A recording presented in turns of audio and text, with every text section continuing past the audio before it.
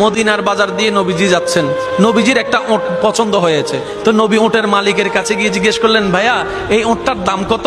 ওই দামাদামি হলো, নবী সে দামে কিনতে রাজি হলেন, কিন্তু নবীর কাছে তখন অর্থ ছিল না। তখন নবীজি ওনাকে বললেন, আপনি আমাকে ওটটা দেন, আমি এখনই গিয়ে আপনার সেই প্রাপ্যটা পাঠিয়ে দিচ্ছি। ওটের মালিক ওনাকে ওটটা দিয়ে দিলেন।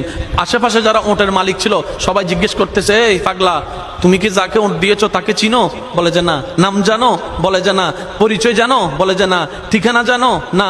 তো তুমি যে ওটটা দিয়ে দিলা, উনি যদি ওটার টাকাটা না ফাটায় তখন তো তুমি লসের মধ্যে চলে যাবা। সে ওটের মালিক বলে, এত সুন্দর নুরানি চেহারাওয়ালা কখনো বাটপার হতে পারে না, কখনো চিটার হতে পারে না, কখনো মিথ্যুক হতে পারে না। ওনার চেহারা দেখেই তো আমি ওট বিক্রি করার আগে মনটাই বিক্রি করে দিয়েছি, মনটাই বিক্রি করে দিয়েছি, মনটাই বিক্রি করে দিয়েছি। তোমরা যাই বলো, আমার মন বলে উনি আসবেই আসবে, টাকাটা পাঠাবে পাঠাবে।